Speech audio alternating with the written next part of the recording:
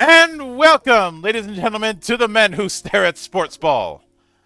I am your one and only gaming monk, better known as Mildra, and with me is my good brother here in the temple, the man who is the third or second biggest hater of the Maple Leafs, and the man who has done a victory lap winning the Battle of Ontario. Good brother Matty. Oh no, I'm the fourth biggest hater. Right now, Sid Seixeiro has usurped me. He leapfrogged me. Yeah. Although since he's doing his own podcast, maybe that crossover thing with him and with him and Steve might happen at some point. Yeah, you never know. Mm-mm. Let a monk dream, damn it. But yeah, but why not? It's that they've crossed over before. But we're not here to cover NHL yet. That'll be later this year. Give us a month. Mm-hmm. No, we are here to talk about one of the drunkest NFL seasons in recent memory that just happened to go alongside one of the most psychotic college football seasons in recent memory. Okay. The reason we don't cover for college sports ball on this stream is because I do not watch college football. And even from a far glance, holy shit. Go home, football, you're drunk. Of course, the other reason I don't is the same reason I don't cover baseball. There's too many teams to account for.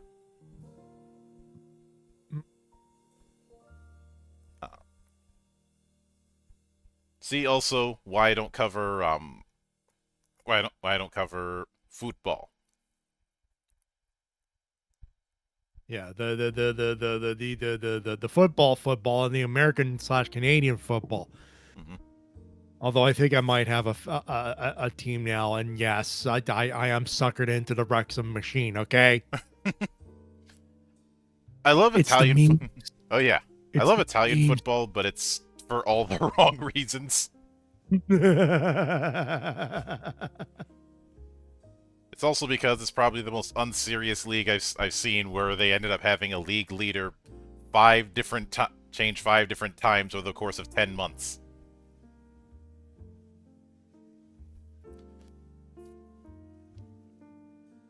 Among other things.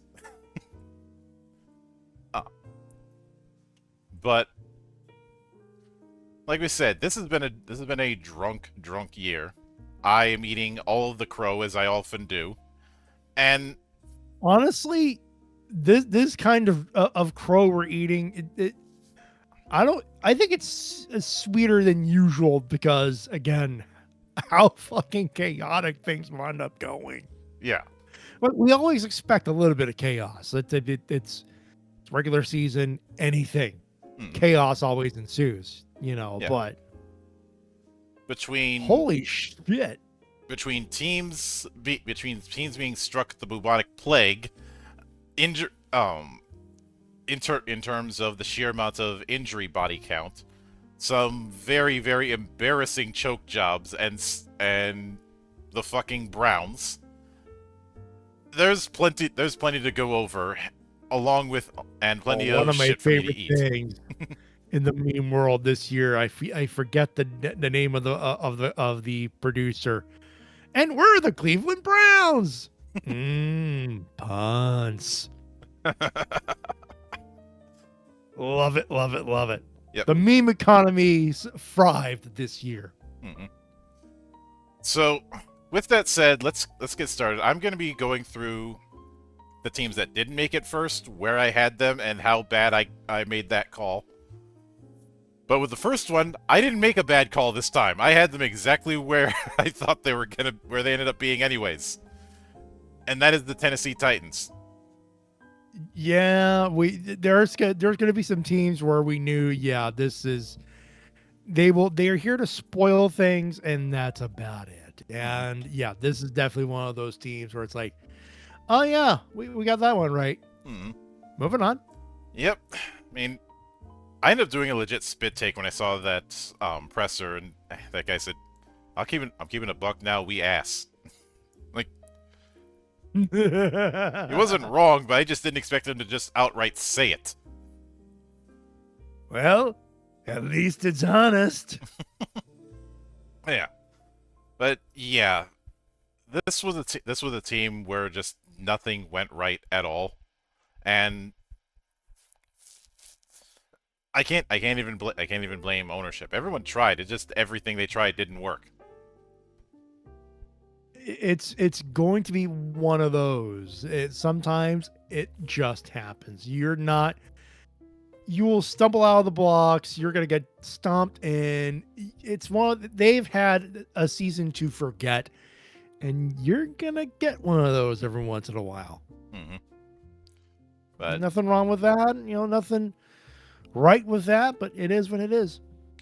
Yep. But then we have the Indianapolis Colts. Things. I clowned on Colts fans for the whole you're sleeping on us. I'm like, no, the problem is me not sleeping on you this time. The problem is that you were sleeping on you. No, but here's the thing. To their credit, they did not have a bad start of the season. Mm-hmm. But, the thing about chaos is sometimes chaos doesn't care if you have a good season. Chaos wants you to fucking fall down. And you were talking about the bubonic plague. They got caught with the injury bug, especially at quarterback. How the fuck do you injure your quarterback 3 times in the span of a month? The football gods show no mercy, Monk. Amen. Fucking man. But Phillip Rivers came back. That's how chaotic that season was for the Colts. And no shame to Rivers. He played his ass off. It's just you cannot make chicken salad out of chicken shit.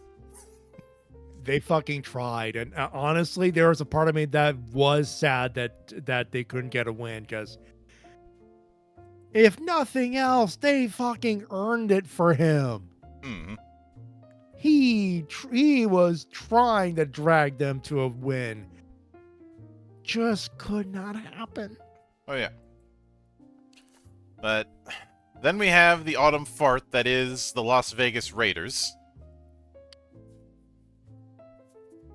Who's surprised? Put your fucking hand down. You're not surprised. Yep. Fucking contrarians. Yep, I had the Raiders ads punching bag, and that's pretty much what they were, since they went 3-14. That's what they were. We were absolutely correct, and boy, what a fucking punching bag. Mm-hmm. You know what the sad part is? There are probably more people in that stadium than there will be for WrestleMania in a couple months. Folks, that's a story for another day. Mark your calendars for April. You want to know? Speaking of entities not having a good season, if you're hearing a whole lot of anger out of the wrestling sphere, that's why they're not having a good season at all. Should have gone to New Orleans, but should have stuck with it. But they got greedy. TKO got greedy. Fuck around and find out, folks. Mm-hmm. That's what it was. But when it comes to the Raiders, yes, they were screwed over by the injury bug. This definitely felt like a tank year. It didn't start off as a tank year. It became a tank year, though. Mm-hmm. Again, and you brought up the injury bug. That's why. Yeah, there's also been the issue of Max Crosby. Yeah. Because it's a matter of, are they gonna trade him, or is he gonna stick around? If he sticks around, is it going to be a disaster for them? But that's been the will they, won't they story for the last week.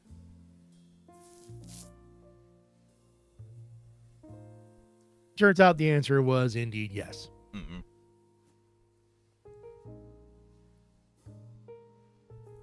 And of course, of course, there is the since it is a tank year. It's pretty much a case of sucking to try and suck.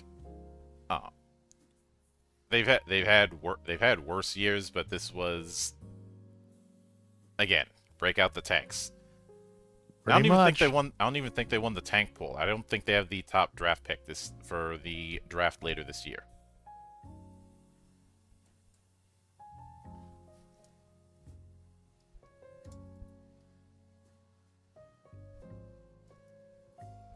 Let me check something.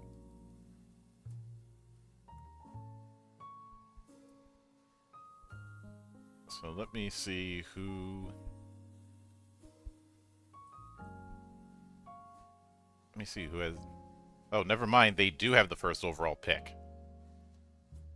Now Yeah, for now. is. Do I think that they would be dumb enough to trade down? Yes. But speaking of dumb, let's talk about the butt fumble. I had as aggressively average. I think I gave them too much credit. You know, in fairness, we were both thinking aggressively average. They just got rid of Aaron Rodgers. I think that was like the one thing that got us to think that. Mm-hmm. And I offer no excuse. Laugh at the butt fumble. It is there to be laughed at. Yeah, also, Sanchez, what the hell happened? I know you're not playing anymore, but shit rolls downhill. Oh yeah, that's right. That's the ship. Yeah. Uh-huh. And right now they have an issue of they don't have anybody who's really the guy when it comes to QB. So I think when the draft does happen, they're going to be QB hunting.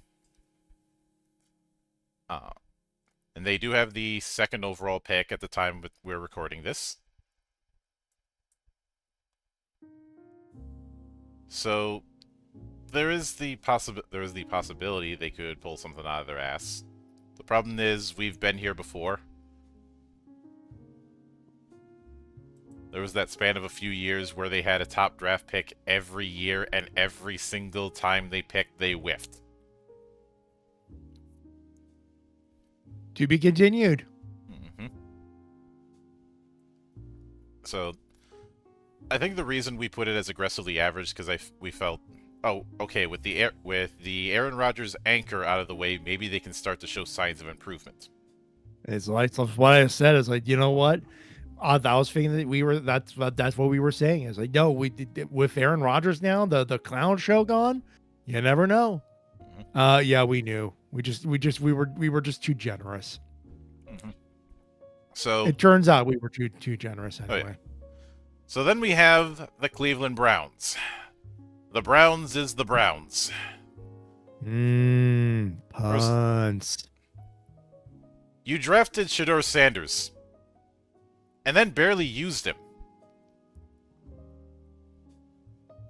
In fairness, he wasn't cooked yet. No?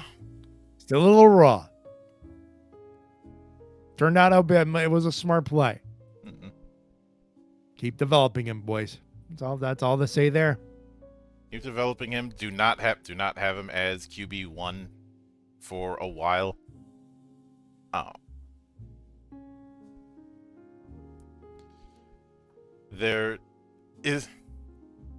were as punching bag, and they weren't as bad as the 3-12 punching bags in the AFC, but they weren't great either. About right. That's where I'm sitting on that one for now.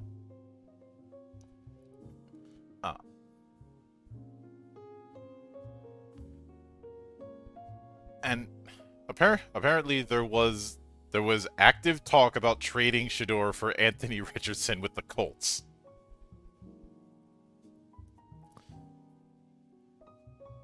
Good idea not to do that. Mm-mm. Just saying. Yeah. But of course, but it's certain having Shador Sanders has certainly put some eyes on the Browns, but I think it's clear that that he wasn't really someone who they were scheming for. It very much feels like it was an Irsay move to have him. And well, you get what you pay for. But it's Shador Sanders. We need Shador Sanders. Sell the team, Irsay. Hmm. So then we have the Cincinnati Bengals, who went 6-11. I had them as postseason fodder. Holy shit! What the hell was I thinking? I think I was thinking Burrow was going to develop back problems carrying a mediocre team. Yeah, turns out it broke his back. Yep. Then Burrow got hurt and was out for the season, and everything after that was death because that team lives and dies by Joe Burrow. No Burrow, no winning.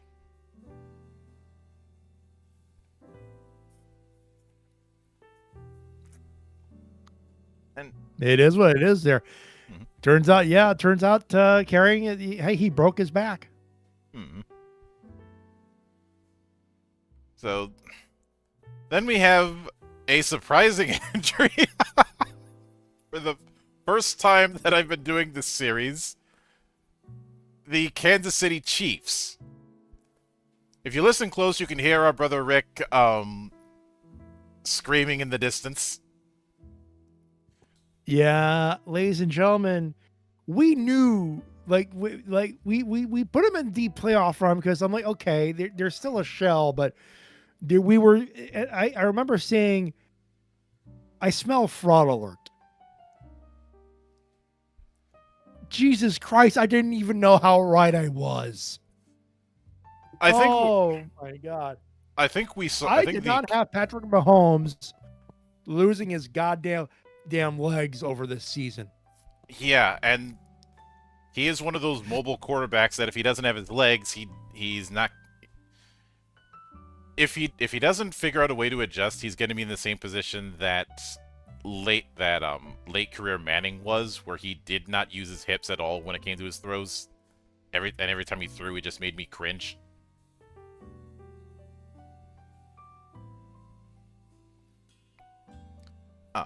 But I think the canary in the coal mine was the Chiefs' performance in the Super Bowl. The previous last season. year's Super Bowl was like an indication, and we were on that indication. It's like, no, they would still have momentum. Yeah, the momentum have sent them straight to the fucking wall. I mean, have you seen Travis Kelce? Yeah. No? Good. Then your eyes are not your eyes do not fail you. He was invisible this year. Watch in about a year's time, Taylor Swift is going to make an album breaking up with him. It's going to happen. Travis, I hope you signed the prenup.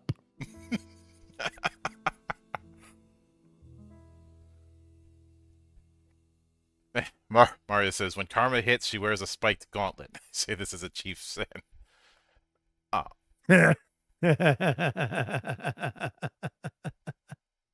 No, I think in this case, karma is wearing a strap on, and there is no safe word. No safe word, no lube. Mm-mm. But then we have the Miami Dolphins. Okay, let me get this out of the way right now. Tua, out. Yeah. Get out of the league. Lay down for like 5 years. Never darken my doorway again.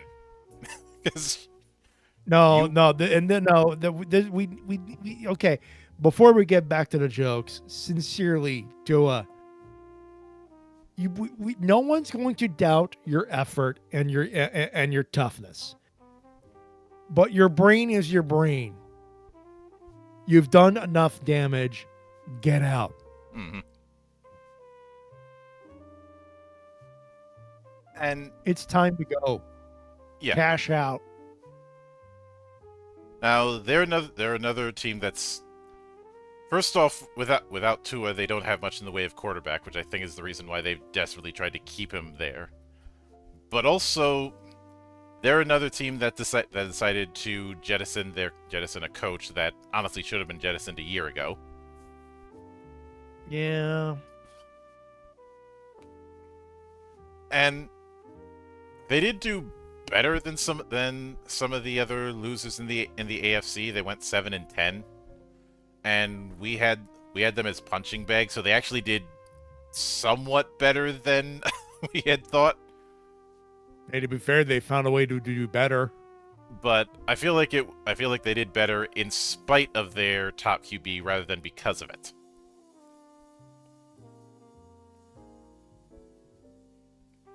And like I said, if there's between this and the Hurricanes, it was just a season of choking for Miami. So to quote a couple of Georgia Tech guys, sucks to be you.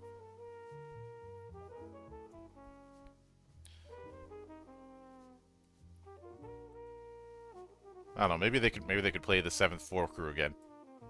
No, don't do that. Are they all still alive at this point? The 7th floor crew, yeah. Greg Olson does commentary these days, and he refuses to talk. Yeah. Okay, no, you're right. Never mind. I was thinking of the perfect team, like the perfect season team. Yeah. Never mind. Yep. Then we get to the Dolphins, not the Dolphins, the Ravens, who I had as postseason fodder. I vastly overestimated their capacity for choking.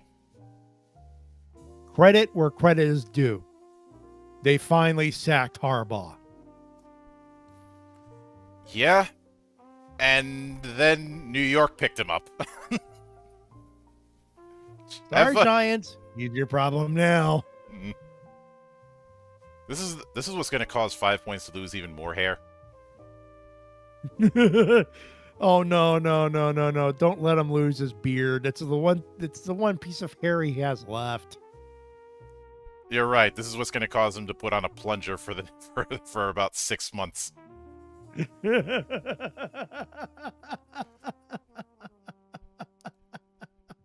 But yeah, first off, a big question I have is, why did you insist on not using King Henry for large swaths of the season?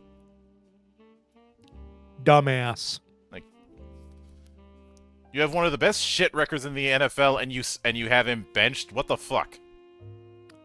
Well, Monk, I already said the reason. He's a dumbass. Clearly. And yeah, I think like at least half or 3/4 of their losses were 4th quarter losses this year. Which were there worse teams in the AFC? Oh yeah. But I feel like the Ravens were a case of the most frustrating, because you should be competing for titles with the talent you have.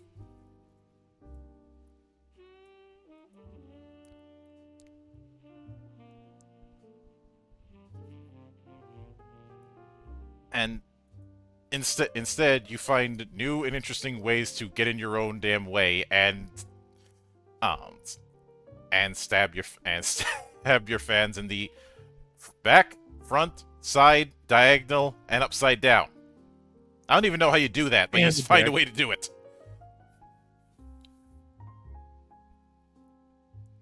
But and Marissa said the Ravens ate crow. That might be cannibalism. Have you seen their season? Mm-mm. But then we get to the teams that didn't make it in the NFC, starting with the Derp. Darp, darp, darp, darp, beat darp. So you went 4-13. You got rid of the QB you shouldn't have had to begin with, but you just couldn't get anything going.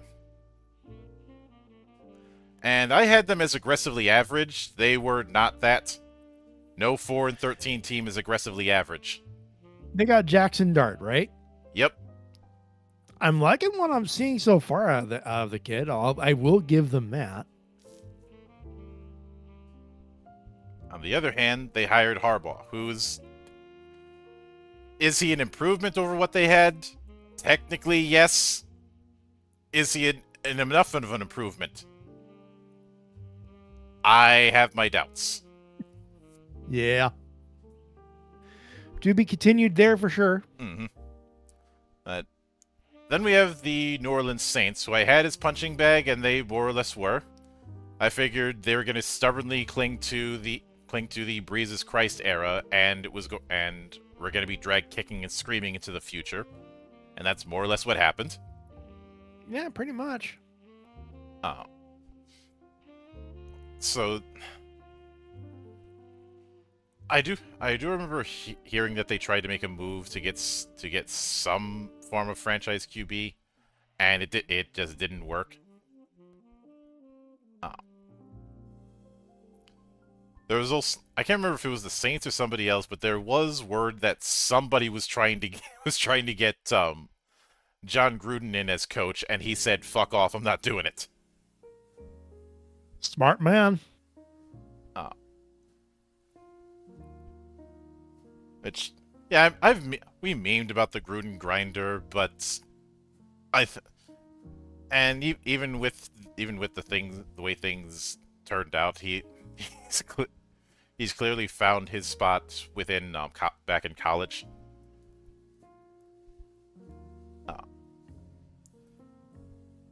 But then we have the Arizona Cardinals, another member of the 3-14 club, who I had as aggressively average. I gave them too much credit, so I thought, Kyler Murray, are you finally going to get it in gear this year? Nope. No, he did not. And can we label Kyler Murray a bust at this point? Every year it's been what if with him. I kind of want to give him one more year, but it's smelling like a bust.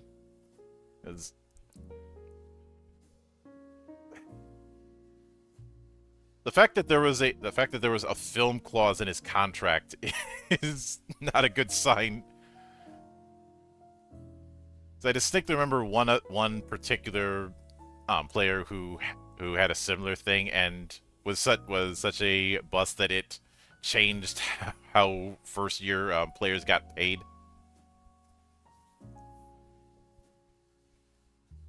Because he not only did he not study film, but when he was handed a blank case, he claimed that he studied it and got busted. But the problem is the Cardinals seem to want to be a kit bash of everybody else instead of establishing their own identity. You know, grabbing successful staffers from every other majorly successful organization out there instead of building from within.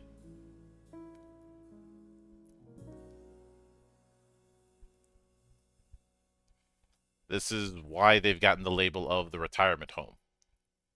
Yep. Where careers go to die.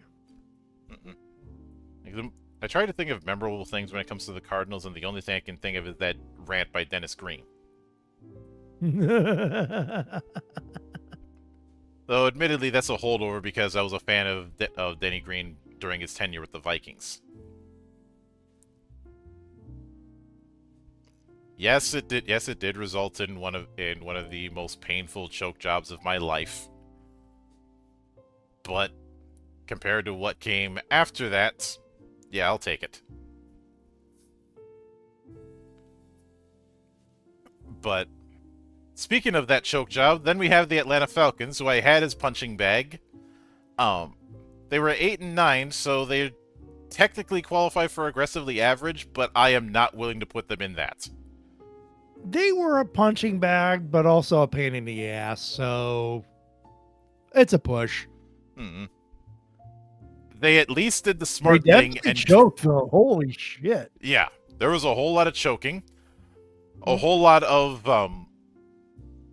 a certain cube of the fact that Penix got injured. Lamb is Phoenix in a car door. Mm-hmm. And the guy that and a certain other guy, the biggest bag stealer and probable fraud in the NFL, got the boot because he's exactly what I said he was going to be. You had the experience to prove it. Yep. Look, Kirk Cousins got away with grand theft. Legally, of course. And did he secure the bag? You goddamn right he did. Mm-hmm. You know what? Fair play to him.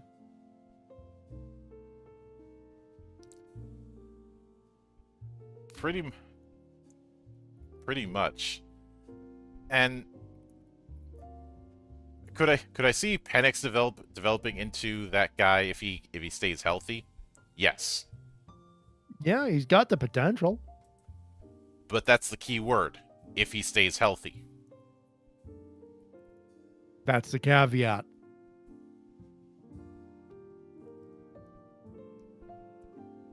And they're another person who got rid of a QB that they should have gotten rid of much sooner than they did.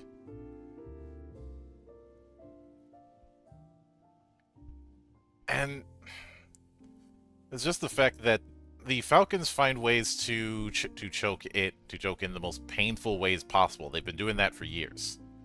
So just looking at the 8-9 record, you might think, oh, they showed signs of improvement.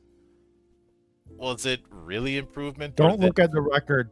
Look at it like the quality of games that they've had, and you will know immediately how wrong that record is. It should be lower in the wins department. Mm-hmm. Yep. But Mario says they might have been a punching bag, but they're a really heavy one.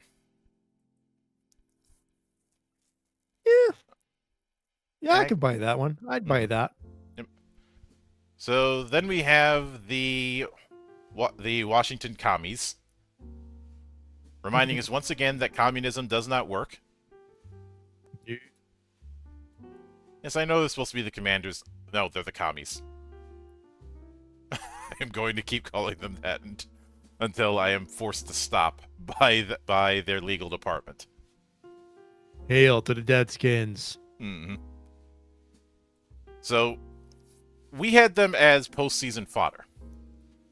They went 5-12, which is unfortunate because we were basing on the last season. Although there were a couple of key injuries, they weren't in the injury bowl, but there was a couple of key injuries that really reeled them back. Mm-hmm. They went all in with their particular strategy and whiffed. Yeah. And it wasn't a bad strategy. It just happened. That's it. Mm-hmm. There's also the fact that their roster has a lot of old guys. Yeah. That didn't help matters. And if you listen close, you can hear our friend Doku drinking in the corner. Which maybe next season I'll do a thing where right in the middle of stream during a Commander's loss I'll call him up and see how he's doing. Oh no. No, but here's the thing. You need a control. You need to call him during after a win. Mm-mm. Oh, I'm certain I'll do that. But yeah. columned after a rivalry game, if win or lose. Mm-mm. I can certainly do that, and there's no shortage of rivals in that area. But now it is time for me to remind myself why I drink, as I have to talk about my beloved Minnesota Vikings. I swear to God, it feels like I'm in an abusive relationship with this team sometimes. And I know one might say, aren't you in an abusive relationship with every team in Minnesota? Not true. I am not in an abusive relationship with the Frost or the Wild. And the Wild are having a good season, and the Frost are the 2-time and only PWHL champions. No, I'm not salty about that second fucking final. No, I'm not. No, I'm not. No, I I'm not. had said I was there for game 2, motherfucker. I said at this point, I feel like the Frost are going to turn into the evil empire, and I am saying embrace it. They haven't reached that level of everybody hates them, but you're sensing it. if they keep being dominant the way that they are, and the gold medal win with 4 Frost players didn't exactly help matters. But although what a damn series, both on the men's and the women's side for the Winter Olympics this year. Mm-hmm.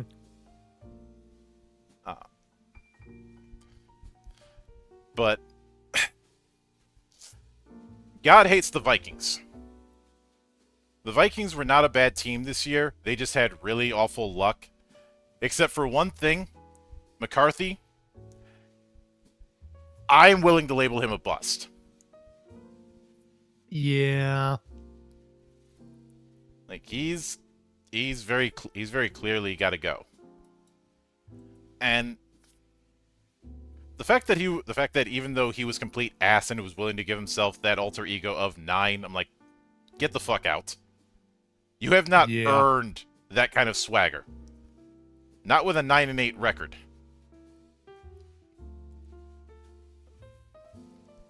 But apparently there are plans to do a roster overhaul, which, okay, fine. And this is the case of that's good, that's bad. So the Vikings are planning a roster overhaul. That's good. But they're also considering adding in Tagovailoa and Murray to that, according to the rumors. That's bad. Can I go home now? Geno They're also considering Geno Smith? What the fuck? Smith. Oh. Womp womp. And while Cousins is going to be a free agent, he is not being considered.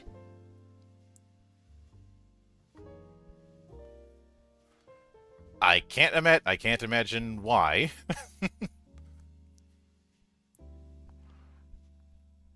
Can't put my finger on it. Points to the losing record. Tagovailoa, and of those ones, the only one I could see having something of a prayer is Kyler Murray, because maybe a change of scenery and a change in coaching might help him not be a fraud. The other two, Geno Smith's a bit long in the tooth, and still has the stink of New York on him. Mm-hmm. And Tua should just not play. Period.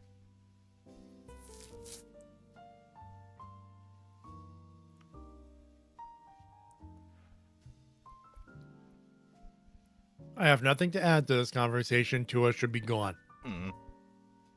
Apparently, they're also planning on getting rid of Aaron Jones and Javon Hargrave as a cost-cutting measure, which makes me think they want to spend money in the off-season. Not an entirely bad idea, to be honest. Mm. And Yes, the Vikings have always had a strong defense, but it's not hard to build a strong defense in the NFC North. Pretty much everybody does that. But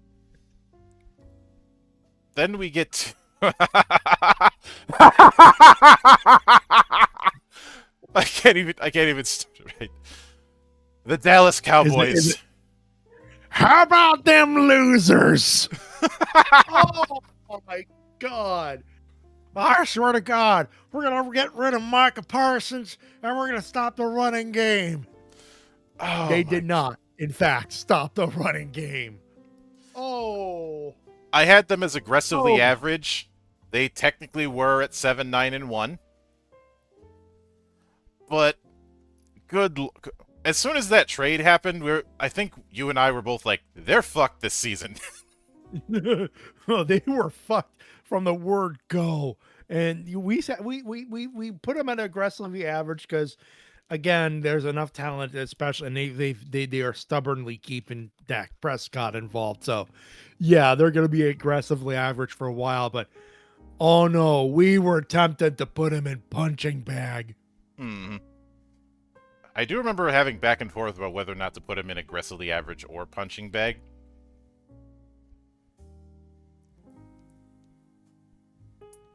And I know that they are one of the people who are suitors in the Max Crosby sweepstake. Oh. There's also been talk about Khalil Mack maybe wanting to see greener pastures, which the problem is with that whole we need to stop the run. You had Micah Parsons, which is why people were making the Family Guy Boy's joke. Ego get in the fucking way. Mm-hmm.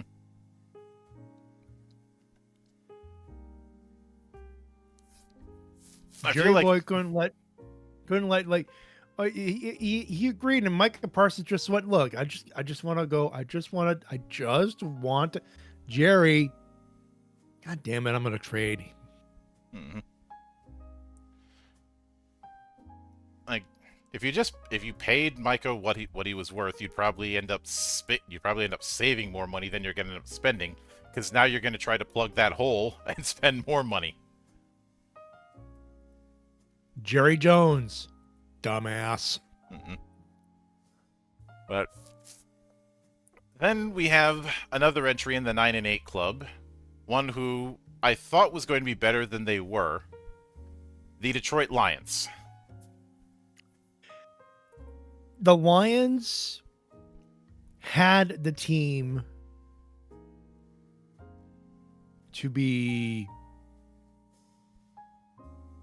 I want to be careful with my words here. Mm-hmm. They had the team to be like we had them at postseason fodder. Mm-hmm. They had a playoff team. They just got to run amok of some key injuries, and that just derailed their season. Yeah, key injuries, and also a coach that I think has a gambling problem. When it comes to his very aggressive style. Don't get me wrong, I like it, and I like the culture that he's built since he came in. But sometimes you got to know when to hold yourself back. And he did not hold himself back. Mm-hmm. Look, it was a winning strategy the last couple of times, so it's hard to mock someone doing the strategy. I mean, people have done this, so I'm definitely not among those people. Mm-hmm. And I'm definitely, for as talented as I am in the riffing game, I'm not that talented to put a man down when the strategy has worked in the past. Mm-hmm. So I can't fault them for trying. People are figuring out their strategies and their plays. That is where you need to adjust, so that when it is time to gamble, the gamble pays off as an educated gamble, not an outright gamble. Mm-hmm. And that is what's going to be the thing to do for next season for the Lions. I'd say the other matter is the fact that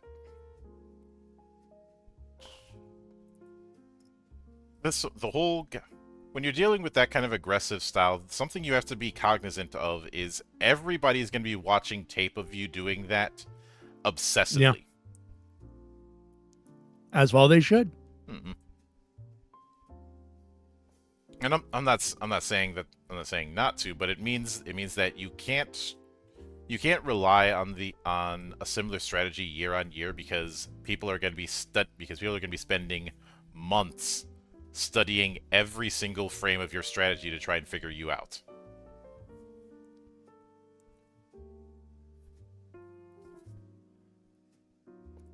And that's just the nature Again, of the beast. You have to be that kind of obsessive. Surprise, motherfucker. And hello there, so now they Hydra. Thank you for the raid. hey, Hope Bloodstain was treating you well tonight. But the last NFC team we have to cover as far as the teams that didn't make it is the Tampa Bay Buccaneers. I feel like they should have made the playoffs, but that's how goddamn chaotic the AFC South was this year. The AFC South wasn't one of those cases where the Buccaneers were the Lord of the Flies. They were the best out of the worst. Yeah. But then midway through, just a complete and total collapse. Same as the Colts, technically. Mm-mm. Although the crash was much higher for this team. Yeah, the Buccaneers went 8-9. I had them as postseason fodder. I feel like this was a case of losing by a nose.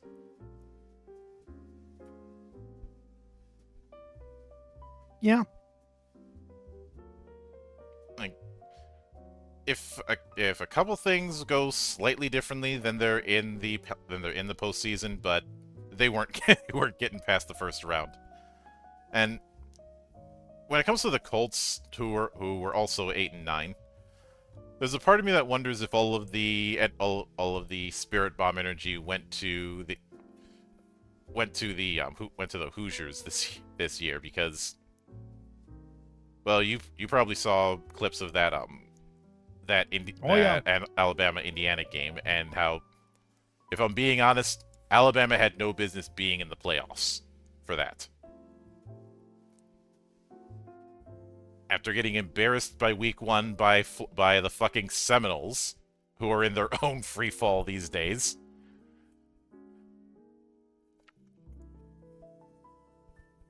All the good sports karma I went to the college game, and honestly, damn if you do, damn if you don't.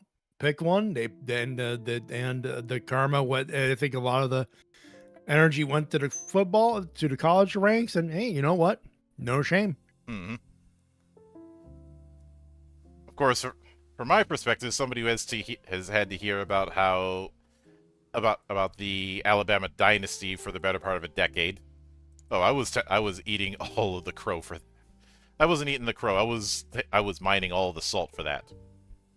Yeah, I was gonna say. And I was already mining a bunch of salt off of Notre Dame because they decided to act like bitches for not getting in the playoffs. Which, I'm with the most of the meme world on this one. You know what? You know what gets you in the game in a playoff situation? How about playing teams that you should be facing instead of just the cannon fodder? mm-hmm. You're not Don King. Yeah, you're a football team. Like, I'm not going to be impressed if you beat the shit out of Old Dominion. But one of my favorite bits as the Doak burns. Then we get to the teams that did make it. So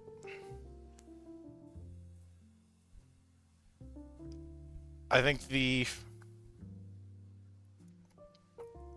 first we can talk about the Pittsburgh Steelers tonight. on why is this still a thing.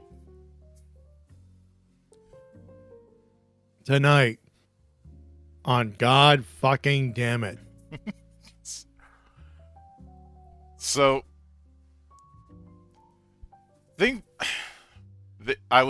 I had them as aggressively average.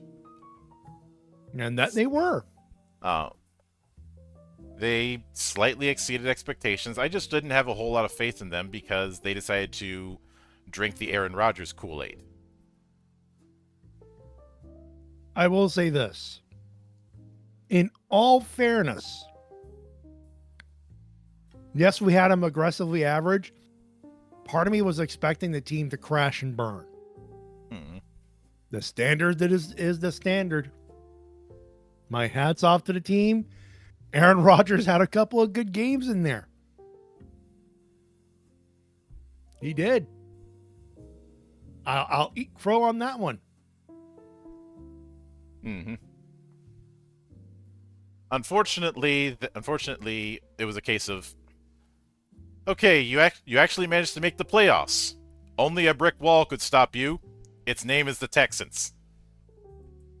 Yep. And Mike Tomlin, I think, saw the writing on the wall and saw smarter to chase another dream. You can only be crushed so many times. So I absolutely understand why Tomlin decided to walk away. Mm-hmm. He felt it was time. He probably could have had another season if we're being honest, but you know what? No shame on the game. It did not work. It is what it is.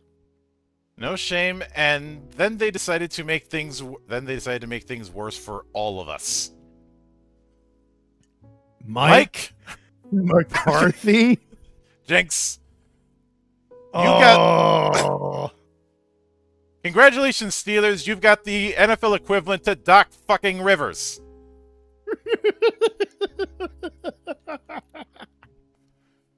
Meanwhile, both Packers fans and Cowboys fans are laughing at you.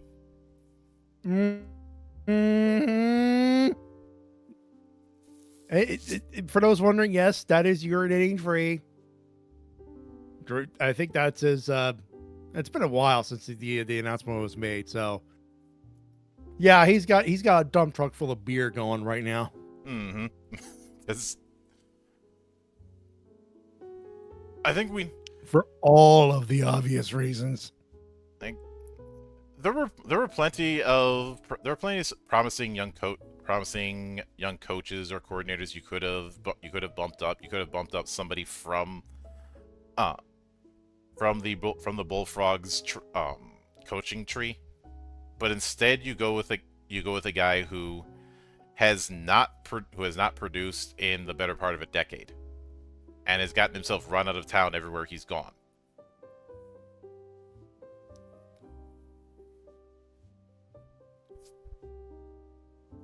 All I offer in this case, folks, is popcorn. Yeah. Popcorn, yeah. So, I think between this and the personnel history over the years with the Steelers, it's clear that they have a type of "I can fix him" mentality, which brings me to a horrifying realization. Maddie, the Steelers are Fujoshis.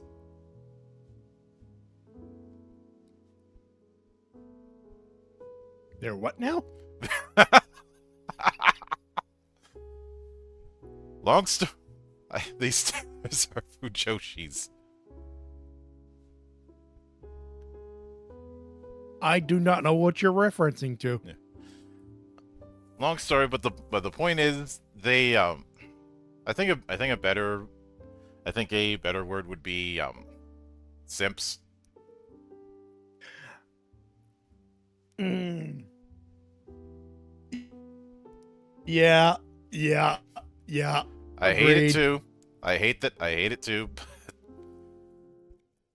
They are though. Yeah. But the reason I make the brick wall joke is the Texans were the best defense in the NFL during the regular season. And Rodgers got sacked 4 times. And this is somebody who's coming off of a major ACL tear. So, fair play to the Texans for getting your first road win in the playoffs. Yeah. And then we have the Jacksonville Jaguars, who I had as punching bag. I'd say they overachieved. Amazing what can happen when you get rid of a toxic coach. What was the team again? Sorry, you cut off for a second. Jaguars. Oh yeah. Yeah. The coaching change helped. Mm-hmm. It didn't help much, but you can tell there's an improvement. Yeah, there's signs of improvement, so they may get out of the basement next year. Can we give a deep playoff run to Trevor Lawrence before he has to fuck off? Yeah, because Fuckers earned at least that. despite the improvement, I'd have to double check. Didn't he go to Clemson?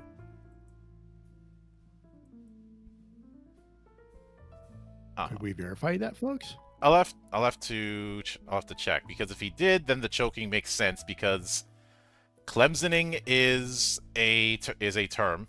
Like, the choking is so bad in Clemson that there was a word for it. Fair.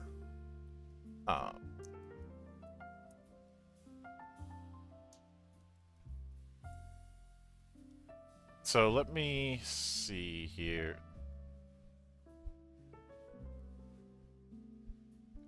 Yep, he was in Clemson in college. Oh. Suddenly, everything makes sense. Like, Clemson is probably the best team in the ACC, but they're also notorious chokers. Then again, I would make a joke here, folks. I do not know enough to make a joke. The only joke I would make is, but it's the ACC. yeah. The ACC Okay, is so a that would have worked. Good to know. Good to know.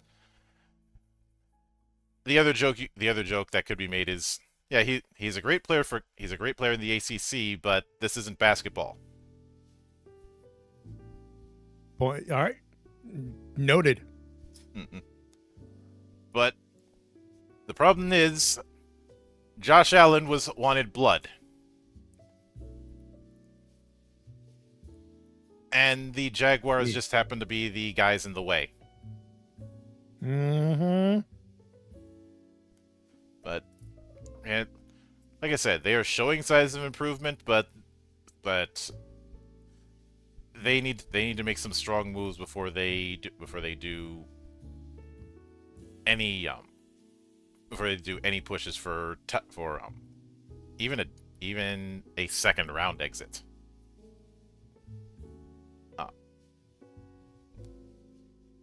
I mean, they've made the playoffs the last few years, so they are improving. It's a slow process, but I wonder how well that they can do that if they don't have Trevor. But speaking of the other team that's gotten embarrassed in playoffs, the Chargers. I had to stop myself from calling them the San Diego Chargers. Tough, isn't it? Yep. Fuck you, Spanos. Yep, there it is. I got nothing on the Chargers. They went as far as expected, and that's about it. I had them as aggressively average. They technically overachieved, but Justin Herbert has not much protecting him. I mean, he got sacked 6 times.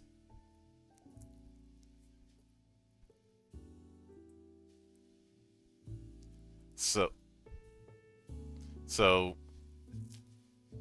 it's very much a case of the Chargers have an identity problem. It's not as bad as the Cardinals, but it is bad. It's rough. But shifting over to the first round losers of the NFC, we have the Carolina Panthers, who I had as punching bag, and so long as Tepper is there, they will not be leaving punching bag anytime soon. I mean, congratulations, you managed to make the playoffs, if only because everybody in your division was worse.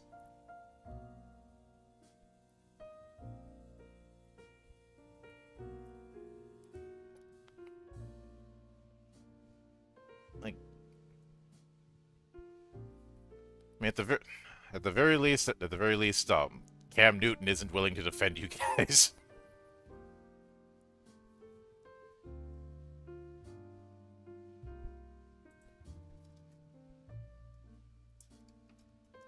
Hey, I said it before. I offer nothing. Mm-hmm.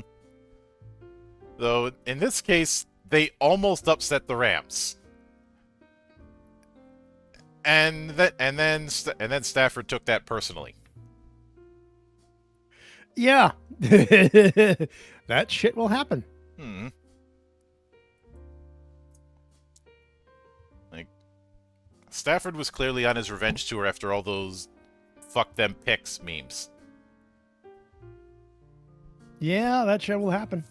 But then we have the Eagles, who I had as Super Bowl contenders. What the fuck was I thinking? We were thinking. We said Gonta.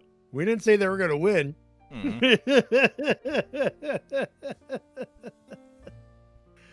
Oh no.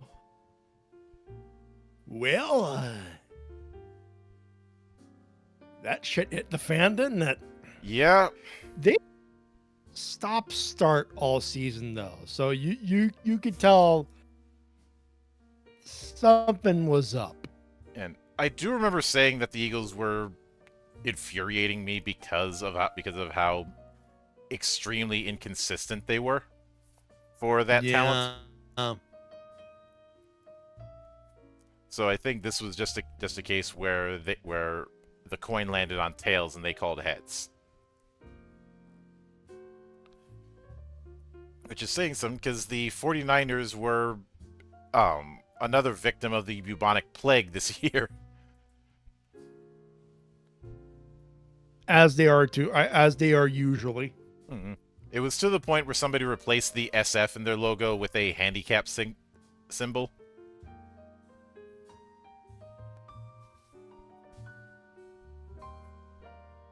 Which, harsh, but I can't disagree, given all the injuries that they had.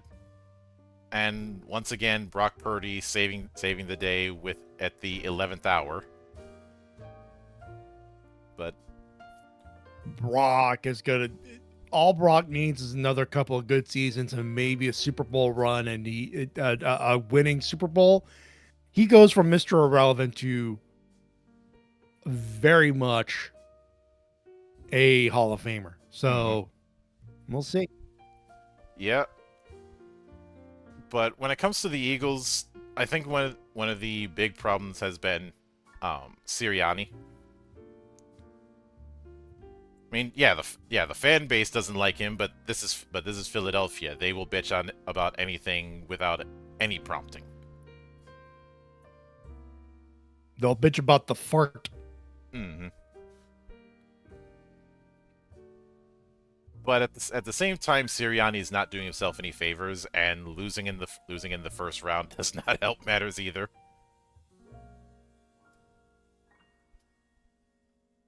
So I wouldn't be surprised if he gets run out if he hasn't already.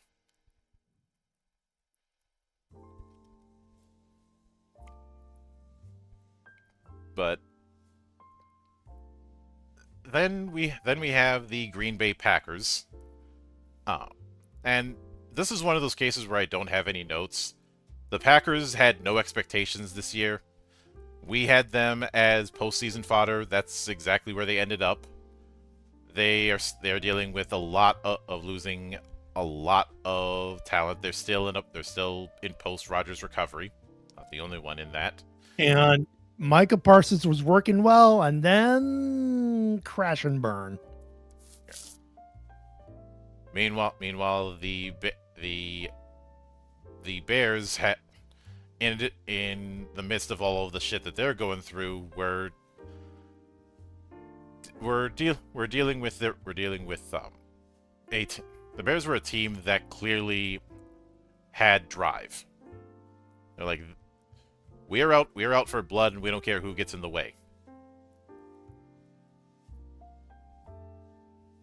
And compared to the carousel of hell that the Bears have been in the last decade, this was a marked improvement. I had them as mid. They were not mid. They were not. They were the opposite of mid. So, if you want a really good way to motivate them, maybe the coach should say, if you guys lose, we have to play the Super Bowl shuffle in the locker room on the way back. For legal reasons, this is a joke. Do not do that. That would probably be considered torture. Yeah. But again, Bears did good. This was by all accounts a great season for the Bears.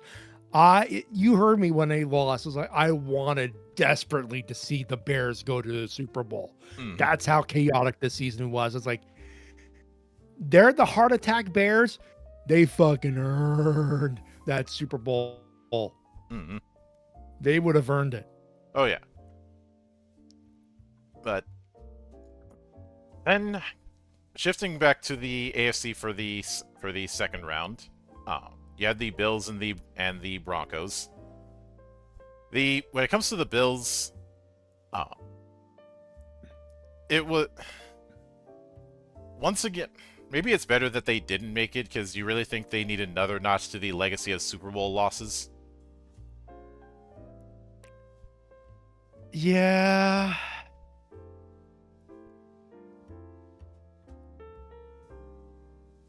Meanwhile, the window's about to shut down before they go to that new stadium, and it's unfortunate.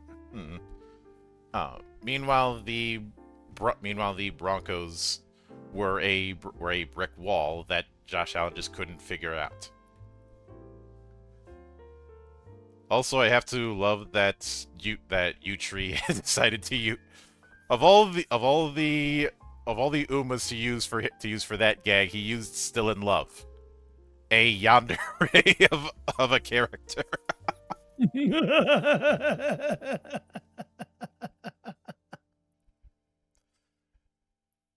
But I'm suddenly reminded of that meme of people being called up and saying, "Hey, what if Bo Nix sucks?"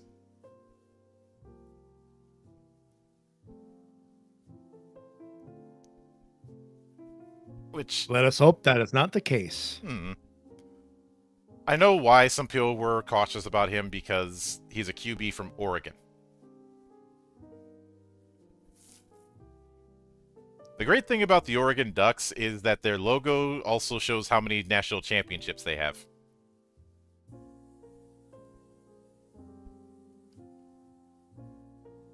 It's a giant O. Yeah. Also, this was the Oregon Ducks in the last years before the massive overhaul that almost killed the Pac-12, because they couldn't get a TV deal. The Pac-12 is alive, but it's a mid-major nowadays. Mostly because all their top teams have fucked off. But it was just a matter of a turnover factory, interceptions in overtimes, some drives that really screwed them over, which a game-winning drive that screws them over. You can hear Cleveland having panic attacks. Because they remember the drive.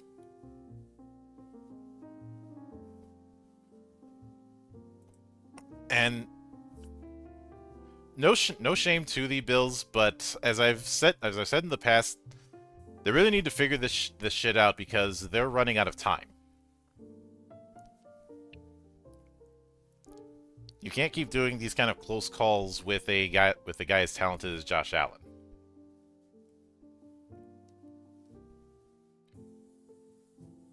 So, I had them as postseason fodder. That's pretty much where the Bills ended up being.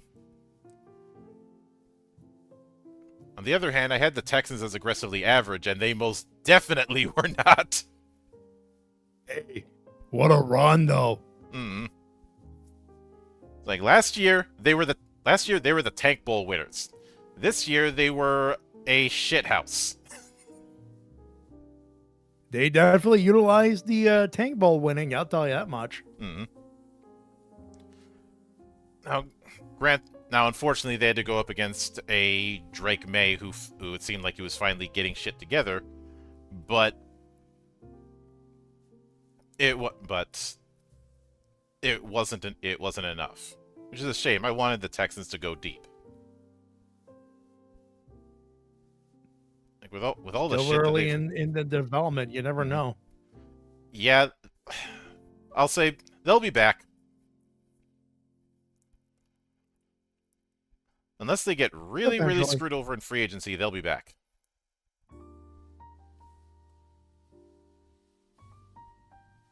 But on the other hand, shifting back to the NFC, with the 49ers losing to the Seahawks, I think it was a case of who expected the Seahawks to be as dominant as they would be. It was the dark side defense, Mm-hmm. and holy shit. So I'd imagine a lot of people are going, wait, the Seahawks? Really? But no, there's also the fact that by the 49ers have had this problem of being a Viking death march, and yeah, I had them as deep playoff run, which they got close. They just got, if they didn't get fucked over by injuries, they probably would have had a deeper run. But that's what happened. And once again, they had almost everybody dead. My dad and I watched the Patriots versus Seahawks, and we were impressed by the speed of that defense. Mm-hmm. That was what struck us. It's like I said, it would not have surprised me to hear a defensive player win MVP. That's how good that team was, that defense was. And that rarely happens. But on the other hand, you had the Bears losing out to the Rams, and that was a case of good, not good enough. You showed a lot of signs of improvement, and you'll be back. Oh No yeah, shame, Easily. Chicago. no Now- shame there. There have been the memes about Chicago moving to a stadium in Indiana, but still being the Chicago Bears. But if you want anyone to blame for that, blame the mayor of Chicago. Yeah. I'm not going to get into full details because that's a shit show and a half that honestly deserves its own video by somebody better qualified. But the point is that whole Indiana Bears. that whole thing of giving Soldier Field to the city has bit them on the ass ever since. Indiana Bears. But you know what would make the thing really funny? If they brought in Signetti as a one-off coach. Oh. With every NFL pundit who doesn't watch college football going, Signetti, who the fuck is this guy? Why should he be a problem? And everybody who knows is like, You have no idea how fucked you guys are. Because you've probably seen the meme of the expressions of Signetti. Yeah, I've seen the meme. Mm-mm. It's like, here's my collection of 3-star recruits. They are going to murder you. A lot. Mm-mm. And hey, at least this year I got to use one joke I rarely do. Get Mendoza.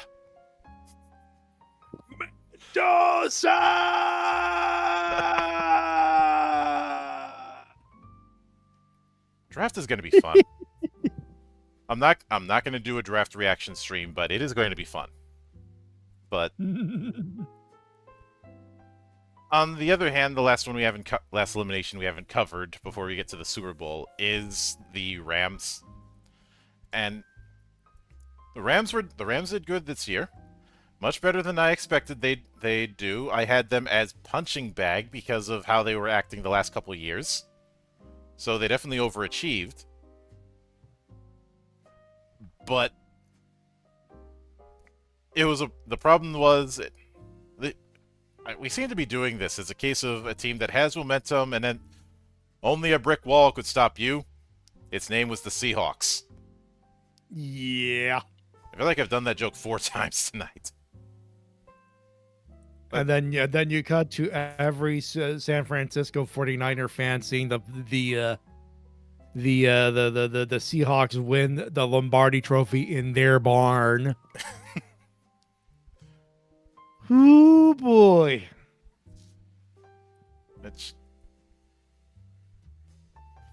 That is some salt to be mined. Oh yeah. I'd imagine I'd have a similar issue if the Packers won a Super Bowl in US Bank Stadium.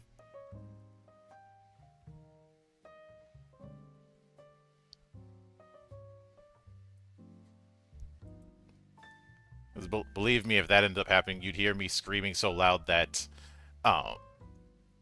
that people that are friends over in the Philippines could hear us. It would be the equivalent of that Vegeta scream that was so loud it crossed time. But or Krillin will go, pure rage, Gohan, pure rage. Mm-hmm. But when it comes to the Super Bowl, this is the second time in a row we've had an extremely one-sided Super Bowl. Yeah, actually, no, you're right. Damn. Both times involving franchise QBs getting completely smothered by defenses who did not let them breathe. And I feel like what we're seeing here is a bit of a paradigm shift regarding how teams react to mobile quarterbacks. The code has been figured out that if you want to stop a team that has a dual threat or mobile quarterback, choke him out. Just starve him. Do not let him get any room to breathe or even think. Speed. Mm-hmm. Not just having a strong defense, but a speedy defense to just go right through O-lines and put pressure on those kind of QBs. And yeah, it wasn't a complete blowout, but it may as well have been.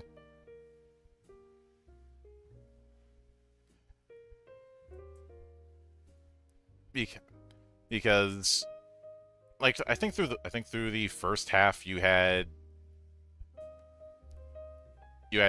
just a complete one-sided affair where Drake May couldn't get anything done. And the reason I say it's deja vu is because that was more or less the strategy that Philadelphia used last year against the Chiefs. Don't give their QB any room to think.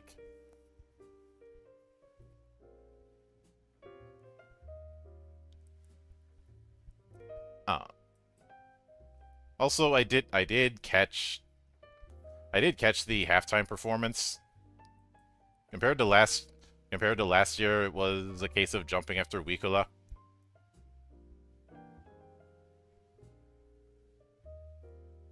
Uh, I found it okay. Like my dad and I have a tradition of just not watching the thing at live because it's like, oh, it's more commercials, and if we don't care for it for a particular artist, we just don't care. mm-mm. I watched it after the fact. Some of you who are overreacting really need to reevaluate your lives. Um, I wasn't like it's in my case, I wasn't overreacting. It was just a case of you were following what you're following up what was a cultural moment. You weren't gonna win that. Yeah. And Bad Bunny was just trying to do another cultural moment, and in certain circles, he was kind of successful. So, you shrug, you move on. Mhm. You don't Yeah. do what half of the world is doing. Yeah. Now, that being said, I I'll will tell you give one my thing. He's way more over than Kid fucking Rock. I'll tell you that much. yeah. I will note. I know that there's likely going to be the ownership change when it comes to the Seahawks, and them winning the Super Bowl is certainly going to sweeten that pot.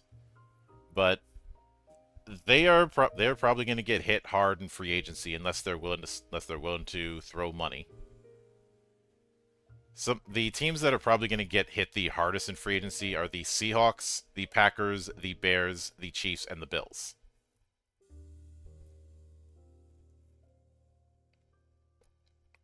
Uh, every single one of those teams is having a bunch of people leave in free agency.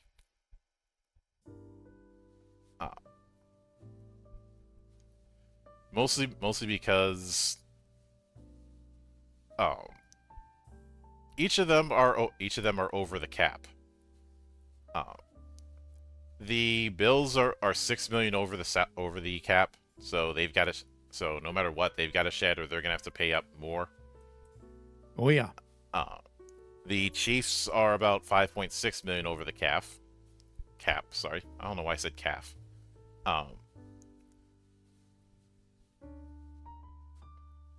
Kelsey is looking like he's not going to be sticking around in Kansas City. And after the last year, it's probably smart to walk away, or at the very least change teams. Mm-hmm. You remember when they signed Patrick Mahomes for a deal that was $500 million? Yeah.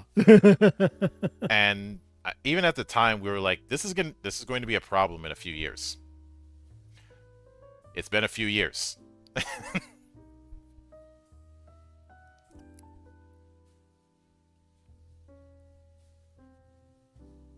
But one of the other people that's looking to hit free agency when it comes to the Chiefs is Juju Smith-Schuster, who I don't think Juju's a bust, but he is part of that vicious cycle of Steelers running backs, not Steelers running backs, Steelers wide receivers. Yeah. Like a decent player, certainly has talent. He's not as talented as he thinks he is, and I think the whole dancing on midfield logos is going to haunt him For a long ass time. Mm-mm. But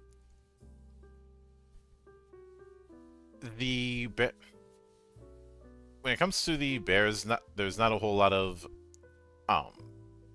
big entries that are looking for free agency. Just a bunch of little things. With the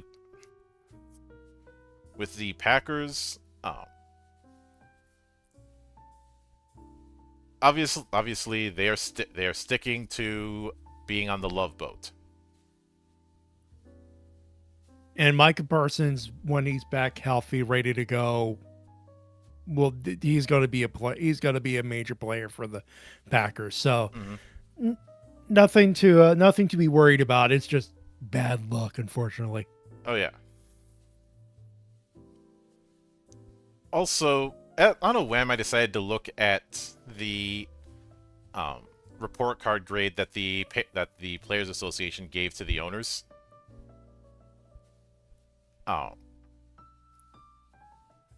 For whatever reason, for reasons I'm not quite understand, the Wilf family got an A plus. So the teams that got an A plus as far as their owners were the Broncos, Vikings, and Commanders.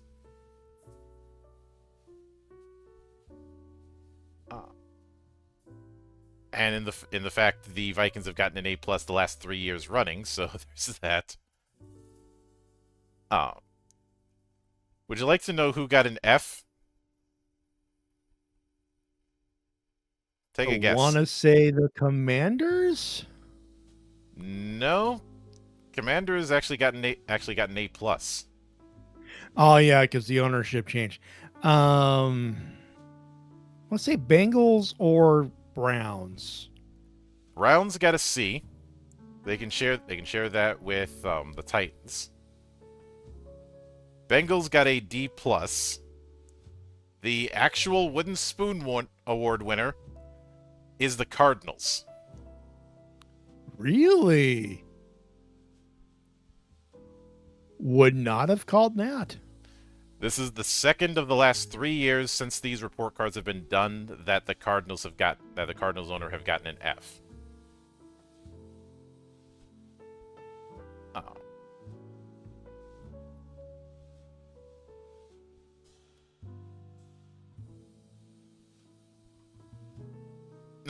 Now, technically speaking, we're not supposed to get this because when the last report card got leaked, the NFL filed a grievance in court. One, so these things weren't supposed to be made public, but someone leaked them to the press anyways, so we got them. So we got them regardless. Basically, a middle finger got flipped. Mm-hmm. And because whoever leaked it was anonymous, it's a case of if the NFL cries foul, then they don't know who ended up leaking it. If they say nothing, well, it's still going to be out there anyways. It's over. It's over. It's over, Cattell. You lose. But like I said, this was a drunk ass year where nothing was consistent year on year aside from some of the bottom feeders. But I have a feeling we're going to be seeing some shifts in the way people approach certain plays and certain players, especially since having a dual threat quarterback or a mobile quarterback, or whatever you want to call it this year, isn't necessarily a guarantee as it was in years past.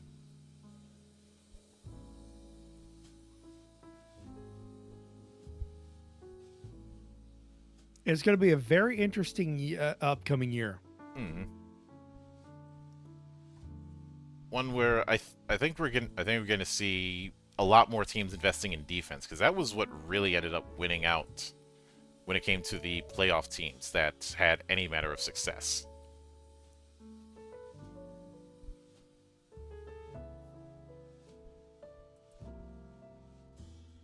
So, like I said, it will be interesting.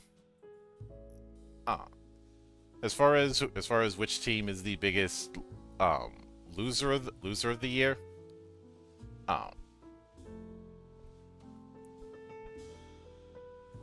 I want to say the Cardinals.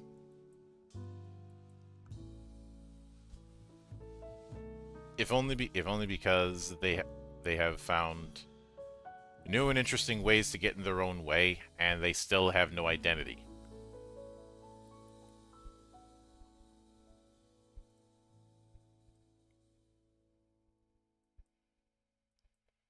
I mean, because with the other teams, although I was tempted to put the Ravens in just because, like I said, they should be better than they are.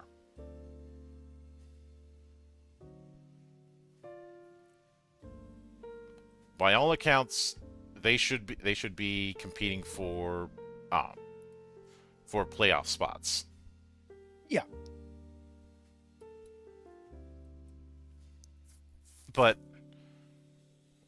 no, I won't. Like I said, I won't be making a video during the draft. Largely because, but when the draft is actually happening, I'm going to be at work. But I will certainly be keeping a passive eye and laughing if somebody makes a questionable move.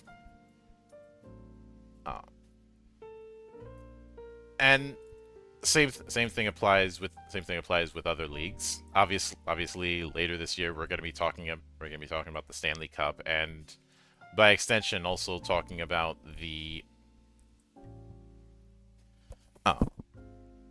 Olympics, because And we will, of course, be laughing at. We will be laughing at the Maple Leafs eventually. Mm-mm. Although in the process of that, I will recommend anyone who's like, why do you guys roast the Leafs so much? There was a video by Into the Den that went into great detail on the matter, which is even more hilarious because Den is a Bruins fan. There's delicious irony there, folks. You know, enjoy it.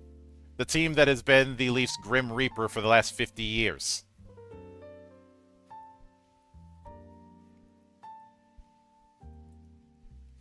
I think I said a few years ago when they were matched up okay, the Bruins have been looking beatable, don't panic. Unless you end up in Game 7 at TD Garden again, then panic. Yeah, all of the panic. If I had the timing, I would have used this is the panic meme from Aladdin. Nope, this is no time to panic. 5 seconds later, start panicking. Scream. And the big reason to focus on that one is it is a culture problem, and Into the Den goes into great detail about that culture problem. There was a video I shared in the Sportsball Discord part of your server. Mm-hmm. It's 660 talking about a particular soundbite from, I believe, the head coach. And I'll just leave it to the audience to click it and review it at their own leisure. Mm-hmm. And Sid is probably the biggest public hater of the Leafs, and ironically, Leaf fan too. Mm-hmm. Actually, I find that the biggest critics of the Leafs are Leaf fans.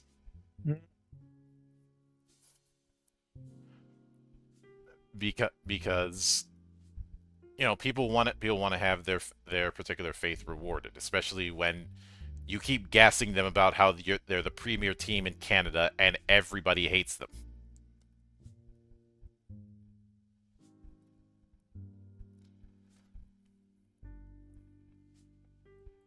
You know, it's the same reason why Scooter Magruder ends up losing his damn mind every Cowboys loss, because like, you guys should be better than this.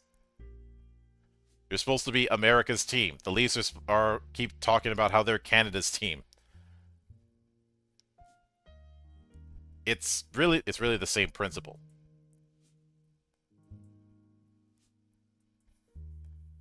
And I remember the first introduction I had to Sid Sixero, where he was getting on Leafs fans over the fact that they beat the shit out of the Senators in a preseason game. And they were acting like that this was going to be the year they get to the Cup. Spoiler alert, they didn't. Yeah. 1, they didn't. 2, this was a preseason game. 3, this was a preseason game in the latter years of Melnick.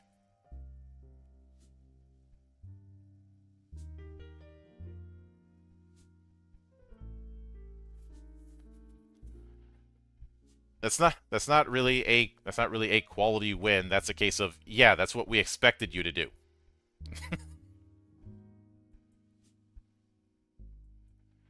You know, it's like beating the shit out of Tottenham Hotspur over in the UK.